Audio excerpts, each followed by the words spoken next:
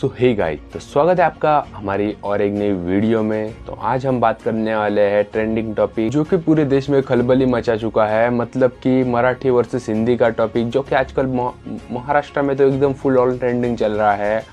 और इसका रीज़न आपको बाद में आगे वीडियो में पता चल ही जाएगा। तो इस टॉपिक को पॉइंट बाय पॉइंट समझते हैं कि ये टॉपिक क्यों शुरू हुआ और ये टॉपिक कब खत्म होने का चांसेस है। अगर आपको लग रहा है कि ये टॉपिक हाल ही 2-3 महीनों में शुरू हुआ या फिर इसको क्रेज अभी आया है, तो आप एकदम गलत हो। तो महाराष्ट्र में हिंदी का विरोध बहुत पहले से है। ये मुहिम बाला साहब ठाकरे जी ने शुरू की थी, जो शिवसेना के प्रमुख है। उन्होंने साउथ इंडियन इडली को हटा के महाराष्ट्रियन फूड को प्रेफरेंस दिया और उसके बाद उसने मराठी मानुस को उसके हक में लड़ने के लिए प्रेरित किया और उसकी खुद की एक पार्टी बनाई। अब वो पार्टी की तो हालत बेकार है, लेकिन उसके बारे में हम आज बात नहीं करेंगे। तो बात करेंगे कि महाराष्ट्र में ये टॉपिक फिर से हाई लेवल पर क्यों आ चुका है, क्योंकि ये ट्रेंडिंग आजकल देख रहे हो वीडियो पे, हर कोई एक दूसरे को मार रहा है क्योंकि उसको मराठी नहीं आती। तो इस वीडियो में जो भी बातें करेंगे वो फुल्ली पॉइंट ऑफ व्यू के हिसाब से है, मतलब पीपल बाय पीपल चेंज हो सकते हैं। तो मैं अपना पॉइंट ऑफ व्यू बताऊंगा कि मेरे को इस मुद्दे पर क्या लगता है, क्या ये सही है या फिर गलत।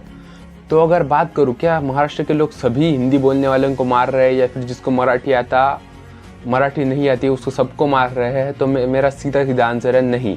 क्योंकि मैं भी महाराष्ट्र से ही हूँ और हमारे एरिया में बहुत से लोग हैं, मुस्लिम है, बिहारी है, यूपी के हैं, उनके साथ आज तक ऐसा कुछ नहीं हुआ। और वो मतलब मैं बोलूँ तो ना ही उनको कोई मारता है, वो भी हमारे साथ अच्छे रहते हैं। मेरे फ्रेंड सर्कल में बहुत से आउटसाइडर्स हैं, उनमें वो भी हमारे साथ ठीक ठाक रहते हैं। लेकिन बात कब बिगड़ती है, जब कोई आउटसाइडर आके बोलता है कि मैं महाराष्ट्र में आके मराठी बिल्कुल नहीं बोलूँगा, जो उखाड़ना है उखाड़ लो।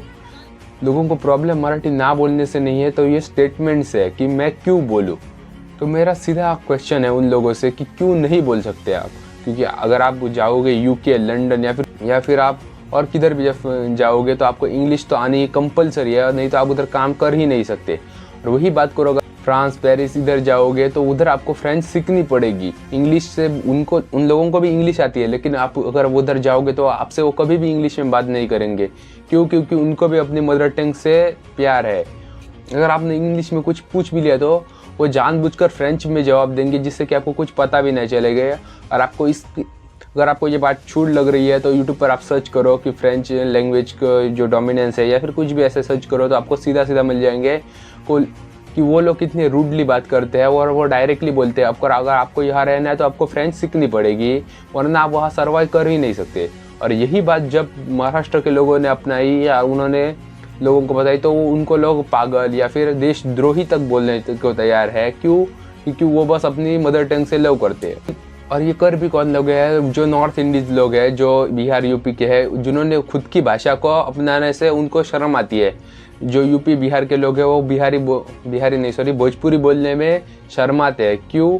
क्योंकि वो उनको गाँठी थोड़ी सी लगती है, यानी कि लोकल लैंग्वेज लगती है, और वो हिंदी को एकदम ये रखते हैं हाई लेवल पर।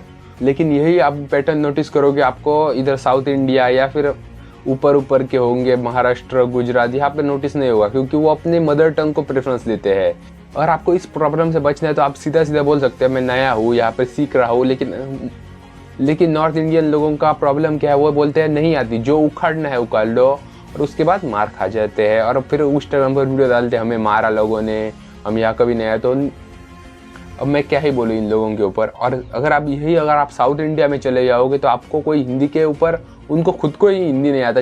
अगर यही बात करो, अगर महाराष्ट्र में कोई टूरिस्ट आता है तो कम से कम उससे इजीली हिंदी में बात करेंगे। लेकिन यही अगर आप साउथ इंडिया में चले जाओगे तो आप टूरिस्ट हो या फिर एक दिन आधे दिन के लिए भी आओगे, तो आपको हिंदी बिल्कुल भी उनको हिंदी का एच भी नहीं आता, और आपको इंग्लिश या फिर उनकी लोकल लैंग्वेज में बात करना पड़ेगा या फिर गूगल ट्रांसलेटर का यूज़ करना पड़ेगा। लास्ट वीक नहीं, आई थिंक 2-3 वीक हो गए, पहले मैं साउथ इंडिया गया था घूमने, तो वहाँ पर उन लोगों को मेरा मतलब दिमाग ख़राब हो गया। मैं ये नहीं बोल रहा हूँ कि उनकी कोई गलती है, वो भी अपनी मदर टंग से प्यार करते हैं, लेकिन उनको जब कोई टूरिस्ट या फिर कोई आ रहा है तो उसको सीखने एक दो दिन के लिए मैं अगर वहाँ जा रहा हूँ तो मैं उनकी लैंग्वेज को डायरेक्टली नहीं सीख सकता। अगर उधर जॉब के लिए या फिर कोई कंपनी के लिए काम करने जा रहा हूँ तो मुझे सीखनी पड़ेगी। और मैं भी इसको मानता हूँ, अगर आप किसी स्टेट में 2-3 साल से रह रहे और उसकी अगर आपको लोकल लैंग्वेज नहीं आता तो आपसे बड़ा बेवकूफ़ कोई नहीं है। और ये मैं डायरेक्टली बोल सकता हूँ। क्योंकि ये कॉमन सेंस है। अगर आप किसी कंट्री या फिर किसी स्टेट में रह रहे हो तो आपको उसकी लोकल लैंग्वेज की, उधर की जो ज़्यादा बोली जाने वाली लैंग्वेज है वो आनी ही चाहिए, कंपलसरी।